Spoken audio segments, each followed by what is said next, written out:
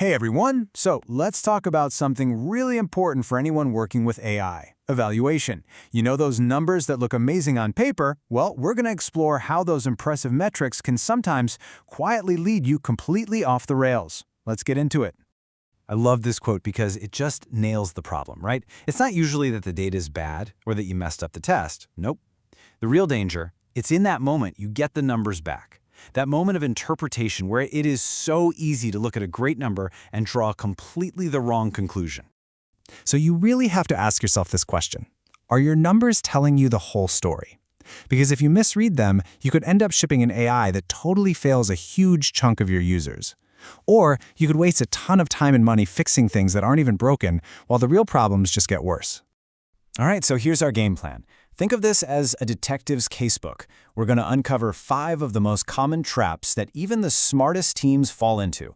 We'll look at some real-world examples, and of course, I'll show you exactly how to avoid them. Okay, let's dive right in. Our first case is all about how perfectly good, perfectly valid results can paint a picture that looks just like the truth, but it's not. So first up, we have a trap that gets almost everybody at some point. It's called the blended average, and it's a classic case of one single, really impressive number hiding, well, a whole lot of problems. Okay, picture this. You've just launched a new multilingual chatbot. You run the numbers, and the overall accuracy comes back at a solid 87%. High fives all around, right? The team feels great, you push it to production, and then the complaints start rolling in. But they're all from your Spanish-speaking users. What on earth is going on? Aha! And here's our first clue. When we look at the test data, we see it was super skewed. 80% of the questions were in English, and only 20% were in Spanish. And that imbalance, that's the key to this whole mystery. And boom, this chart just lays it all bare. The model was a rock star with English queries. 94% accuracy. But for Spanish users, it was a total catastrophe, only 31% accurate. That healthy-looking 87% was just a big blend, and it was completely hiding the fact that a huge group of users was getting a terrible experience. So, here's the big takeaway. That one big number, that aggregate score, it can make you feel all safe and successful, while an entire segment of your users is just suffering. The great performance on the big group literally drowns out the noise from the smaller group's failure. So how do you fix this? Well, it's actually pretty simple, but it takes discipline. You can't ever stop at that one big number. You've got to break down, or disaggregate, your results by meaningful segments. Think language, user tier, what device they're on, anything that matters to your users. All right, let's move on to trap number 2. This one's a little more subtle, but just as dangerous. It's all about how confident a model says it is in its own answers. So let's say your model comes back and says, hey, my average confidence is 82%. That sounds pretty good, doesn't it? Like, wow, this AI really knows its stuff. But here's the thing. On its own, that number is almost completely useless. And here's why. There's a huge difference between high confidence and good calibration. See, any model can be programmed to say it's sure. It can shout, I'm 99% confident all day long, but what we actually care about is whether it's right when it's sure. That's calibration. It means its confidence actually matches reality. The way we measure this is with something called expected calibration error, or ECE. All you need to know is this. A low ECE is fantastic. It means if your model says it's 95% sure, it's actually correct about 95% of the time. But a high ECE, that's a huge red flag that your model is just overconfident, it's all talk.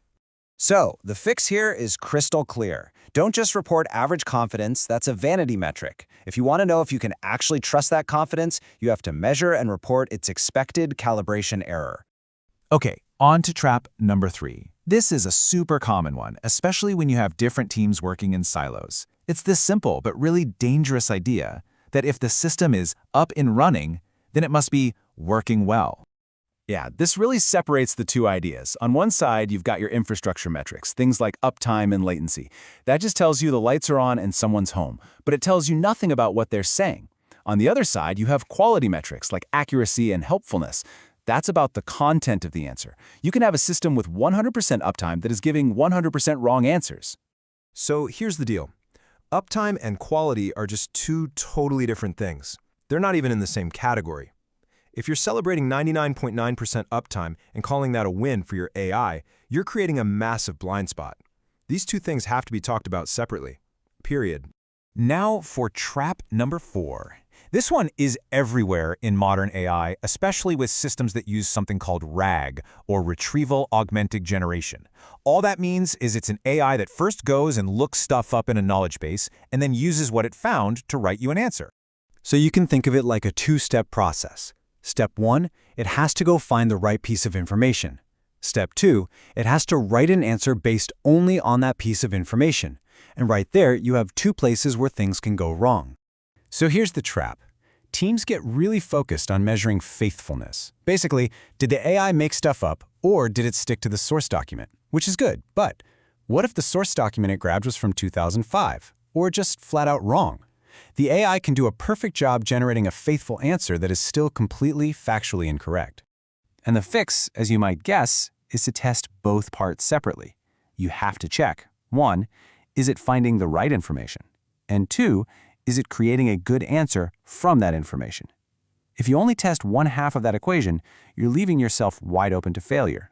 And that brings us to our final trap. This one is so tricky because it looks like good science. It looks like you're being rigorous and data-driven. I call it the trap of the lonely number. So imagine this. Your team sets a goal. The new model has to hit 90% accuracy. You run the tests, and the results come back 91%. Yes! The team celebrates, you pop the champagne, you ship the model.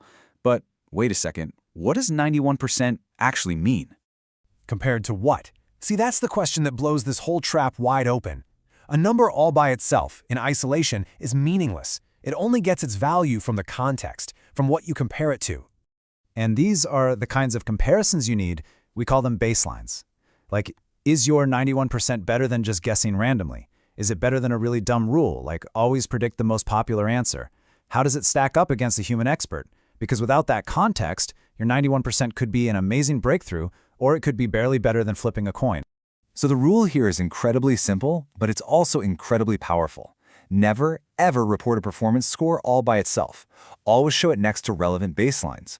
Just doing that one thing will make your evaluations 1,000 times more useful. Okay, so let's do a quick recap. Here are the 5 new rules for your AI evaluation toolkit. 1, always break down your numbers. 2, don't just look at confidence. Measure calibration with ECE. 3, remember uptime is not quality. 4, test both parts of your RAG system, retrieval and generation. And finally, number 5, never let a number stand alone. Always give it baselines for context. You know, when you look at these 5 traps, none of them are about super complex math or crazy engineering. They're really about discipline. And it's that discipline that separates the teams who really understand how their AI is performing from the ones who are just kind of flying blind. So I'll leave you with a final thought. The next time somebody shows you an impressive AI score, what's the very first question you're going to ask?